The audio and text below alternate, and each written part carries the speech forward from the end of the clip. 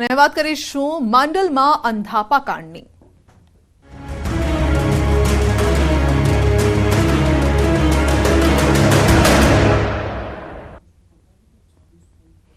માંડલમાં મોતિયાના operation બાદ આડઅસર થઈ છે। આંખોમાં દેખાતું ન હોવાની દર્દીઓની ફરિયાદ છે। ન્યૂઝ 18ની ટીમ પણ પહોંચી છે માંડલની હોસ્પિટલ। મોતિયાના ઓપરેશન બાદની સ્થિતિનો તાગ મેળવ્યો છે ન્યૂઝ 18 ગુજરાતીએ। મોતિયાના ઓપરેશન બાદ દર્દીઓને આડઅસર થઈ આંખોએ દેખાતું બંધ થઈ ગયું તે પ્રકારની ફરિયાદો પણ સામે આવી છે દર્દીઓની। કેટલાક દર્દીઓને અમદાવાદ પર રિફર કરવામાં આવ્યા છે। તો તમામે મોતિયાનું ઓપરેશન કરાવ્યું હતું ને ત્યારબાદ તેમને દેખાતું નથી તે પ્રકારની ફરિયાદ દર્દીઓએ કરી છે। તો ટ્રસ્ટ સંચાલિત હોસ્પિટલ છે જેની ઘોર બેદરકારી સામે આવી। ક્યારે આવી ઘટના બની નથી એમ, અને આ કયા વાયરસના કારણે ઉત્પન્ન થયું એ ડૉક્ટરે હજુ આપણે અમદાવાદની DHO વિભાગની ટીમ આવી છે, ઇન્વેસ્ટિગેશન કરે છે। શું રિપોર્ટ આવે છે એના પછી ખબર પડે એમ। કોઈ વાયરસ ફેલાઈ ગયો હોય। ડૉક્ટર કોણ હતા જે ઓપરેશન કર્યું હતું? એ જમીનભાઈ પંડ્યા કરીને છે, અને એ ખૂબ અનુભવી છે। 25-30 હજાર ઓપરેશન કરી ચૂકેલા છે। તો હજી કંઈ કારણ ખબર નથી પડી? ના, એ હજુ તપાસનો વિષય છે।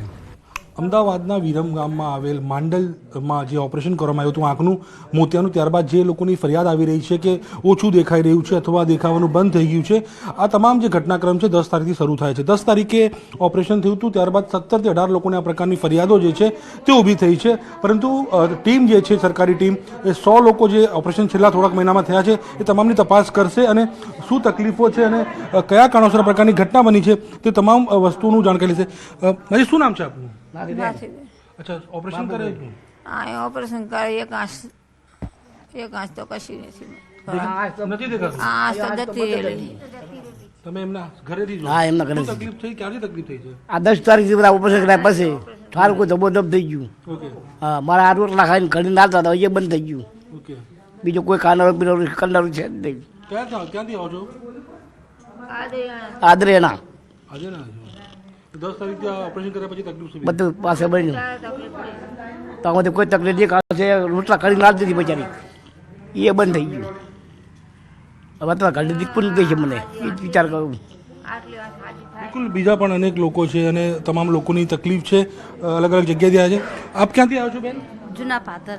હા, જૂના પાતર। ઓકે, અને શું નામ છે આપનું? જનકબેન। એટલે ક્યારે ઓપરેશન કરે, શું તકલીફ ઊભી થઈ છે? 10 તારીખે ઓપરેશન કર્યું, ઘરે જઈને 2 દાડા દેખાણું, ત્રીજા દાડે ના દેખાણું। ઓપરેશન સમયે કોઈ તકલીફ ઊભી થઈ હતી? શનિવારે આવ્યા તે તાણે પછી ઓપરેશન કર્યું તે પછી ના દેખાણું। ઓકે, ગમે તે કરો, અમારી આંખ હાજી કરી નાખો। બિલકુલ, તો એમને આંખ સારી, કેમ કે આંખ એવી વસ્તુ છે કે લોકોને જરૂરિયાતની વસ્તુ છે જેના કારણે તકલીફો જે છે ઊભી થતી હોય છે। આપનું બી ઓપરેશન કરાયું હતું? ઓકે, શું તકલીફ થઈ રહી છે અત્યારે? આંખની આ દેખાતું નહીં સાહેબ। નથી દેખાતું? ક્યાંથી આવ્યો છો? આ માંડલ માંડલ. ક્યારે ઓપરેશન કરાયું હતું? 10 તારીખ 10 તારીખે કરાયું હતું। ડૉક્ટરની ટીમ અહીંયા આવી પૂછપરછ કરી છે કંઈ? કઈ આવીને ગયા સાહેબ, તપાસ કરી પણ 3 વખત કરી પણ દેખાતું નહીં, ભારતા નહીં સાહેબ। આપને બી આંખ દેખાતું નથી માં? ના, કઈ આંખમાં તકલીફ છે આપને? આ રહી। આ જ આંખમાં તકલીફ? 10 તારીખે જ ઓપરેશન કરેલું? હા, અને આ રહી પહેલાં કર્યું હતું પણ આમાં જ આંખું દેખાય, આમાં ચોખ્ખું નહીં બતાતું। ઓકે, બિલકુલ, તો બીજા પણ લોકો છે ક્યાંક ને ક્યાંક જે રીતે તકલીફ છે આંખની, અને સરકારી જે ટીમ છે તે અહીંયા આવી ચૂકી છે અને લોકોને ક્યાંક ને ક્યાંક મદદ મળે એ પ્રકારે પ્રયાસો કરવામાં આવી રહ્યા છે। તમામ લોકો જે છે એ લોકો ક્યાંક ને ક્યાંક આંખોમાં જે દેખાવાની અથવા અંધાપાની જે વાત છે તે સામે આવી રહી છે। આપના પણ ઘરેથી ઓપરેશન કરાયું છે? જી। અચ્છા, શું તકલીફ છે, ક્યારની તકલીફ ઊભી થઈ? 10 તારીખે ઓપરેશન કરાયું, શનિવારે દેખાડવા માટે લાયા, શનિવારે રજા આપી દીધી, શનિવારે ઘેર લઈ ગયા, રવિવારે સાંજે દુખાવો અનંત દુખાવો ઉપડ્યો। ડૉક્ટરે 2 જ ગોળી આપેલી, 2 ગોળી આલી, 1 ગોળી કરાઈ, દુખાવો શાંત થઈ ગયો, બીજી ગોળી કરાઈ, દુખાવો શાંત થઈ ગયો, ત્રીજી ગોળી હતી નહીં। એટલે રાત્રે સાહેબને ફોન કર્યો, સાહેબનો કોન્ટેક્ટ નંબર લીધો, કોન્ટેક્ટ નંબર લઈને ફોન કર્યો, અમદાવાદ ફોન કર્યો, અમદાવાદ ડૉક્ટરે ટીપા લખી આલ્યા કે આ ટીપા નાખો તમને મટી જાય, પણ કોઈ રાહત થઈ નહીં। પાણી આંખમાં નાખવાનું ચાલુ થઈ ગયું, પાણી આંખમાં આવે એટલે કીકી થાય ફેલ। મને એવી સમજણ પડે પાણી આંખની અંદર આવે એટલે કીકીને કોઈ ઠેકાણું રહે નહીં। એટલે અહીંયા સોમવારે અહીંયા લઈને આવ્યા દવાખાને લઈને આવ્યા હતા, આવા અલગ દર્દીઓ હતા। એ બીજા 5 દર્દીને અમદાવાદ લઈ ગયા અને આ 12 દર્દી છે અહીંયા ટ્રીટમેન્ટ ચાલે છે કાલ સોમવારથી આજ મંગળવાર સુધીની 2 દિવસથી અહીંયા ટ્રીટમેન્ટ હજુ કોઈ રિકવરી છે નહીં. બિલકુલ. તો જે રીતે તમામ જે લોકો છે 12 લોકો અહીંયા છે, 5 અમદાવાદ સિવિલમાં છે, સાથોસાથ જે બીજા લોકો છે કે જે લોકોને અસર થઈ હોઈ શકે અથવા જે ઓપરેશન કરાયું છે તમામ લોકોને જે છે તપાસ માટે પણ ડૉક્ટરની ટીમ લઈને આવશે અને કઈ રીતે આ ઘટના બની છે અને પાછા જવાબદાર કોણ છે, કોના બેદરકારી થયું છે, તમામ તપાસનો જે સવાલના જવાબ છે તે મેળવવામાં આવશે. કેમેરામેન હરીશ શર્મા સાથે નવીન ઝા, ન્યૂઝ 18 માંડલ. ગુજરાતમાં ઠંડીની અસર 9.8 ડિગ્રી તાપમાન સાથે ગાંધીનગર સૌથી ઠંડુ શહેર બન્યું છે. અમદાવાદમાં પણ 11.8 ડિગ્રી તાપમાન નોંધાયું. આગામી 1-2 દિવસમાં ઠંડી વધવાની શક્યતા છે. આગામી 5 દિવસ વરસાદની કોઈ શક્યતા નથી, પરંતુ ઠંડીનો ચમકારો જરૂર રહેવાનો છે.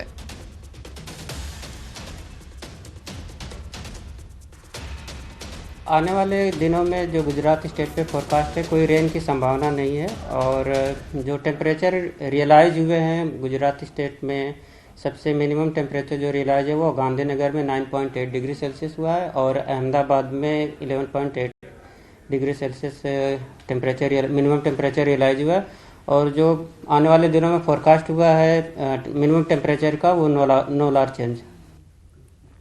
વલસાડ જિલ્લામાંથી પસાર થઈ રહેલ વડોદરા મુંબઈ એક્સપ્રેસ હાઈવેની જમીન સંપાદનનો મામલો ફરી ચર્ચામાં છે.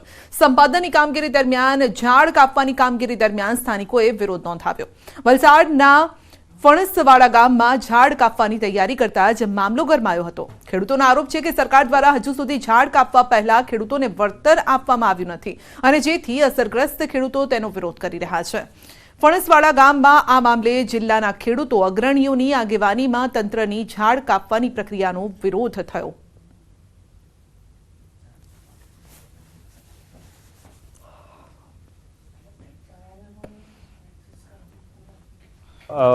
એવોર્ડ માંગે છે કે એવોર્ડ કમસે કમ એવોર્ડ આપો અને પછી કામ કરો તો વાંધો નથી એ રીતની વાત કરે છે. 2021માં સર્વે થયેલું ત્યારે અમને જમીન અને ફળાવ ઝાડોના એવોર્ડ મળી ગયેલા, પરંતુ ઇમારતી અને જંગલી ઝાડોના એવોર્ડ આજ સુધી મળ્યા નથી અને એનો વિરોધ અમે સતત ચાલુ જ છે અમારો. ન્યૂઝ 18 ગુજરાતીએ ફરી એક વખત પોતાની જવાબદારી નિભાવી છે. ખેડૂતોની વ્યથાને અધિકારીઓ સુધી પહોંચતી કરી હતી. ન્યૂઝ 18 ગુજરાતી અહેવાલને પ્રસારિત કરી ખેડૂતોનો અવાજ બન્યો અને ઘટના કંઈક એવી છે. સાબરકાંઠાના ખેડૂતોએ બટાકાની ખેતી કરી હતી, પરંતુ બટાકાના પાકમાં સુકારાનો રોગ આવતા ખેડૂતોની માઠી દશા બેઠી હતી, જેનો ન્યૂઝ 18 ગુજરાતીએ અહેવાલ પ્રસારિત કર્યો. ખેતી અધિકારીઓ પણ દોડતા થઈ ગયા. ખેતરમાં જાત તપાસ કરતા ખેડૂતોની વાતમાં તથ્ય જણાયું.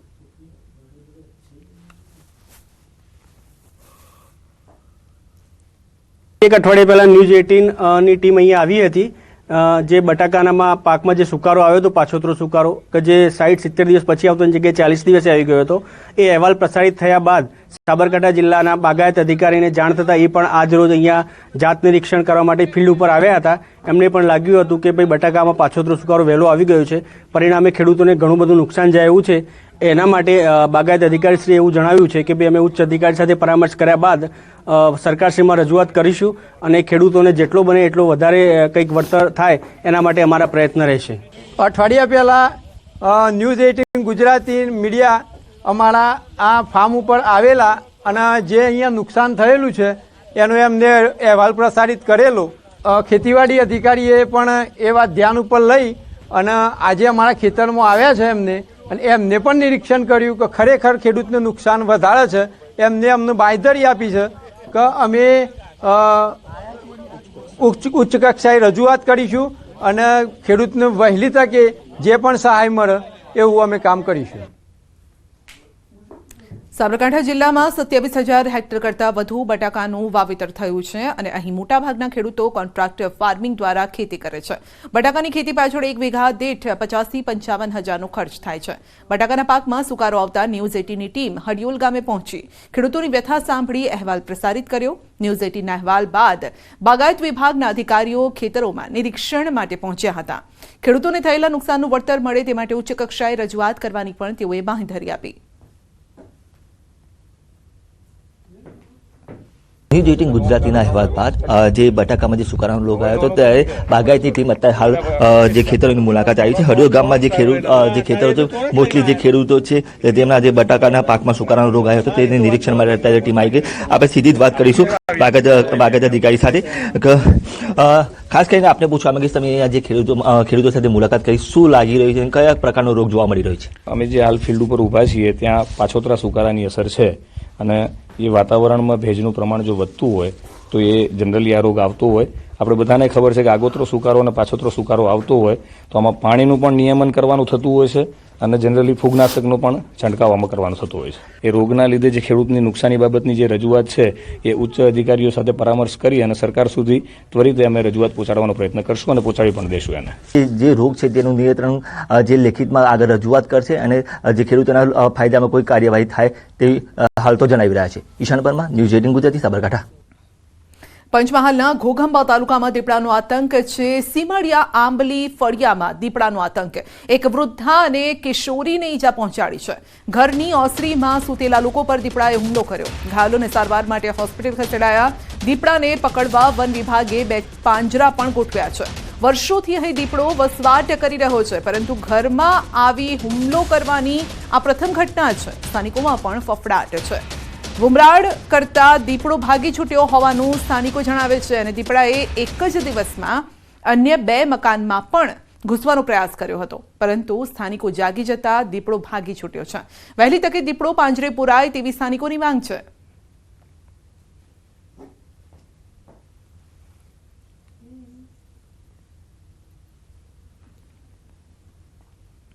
અમારા આંબલી ફળિયામાં દીપડો આવે છે, અમને બહુ ડર લાગે છે. અમારા નાના નાના બાળકો છે, અમને પણ ડર લાગે છે.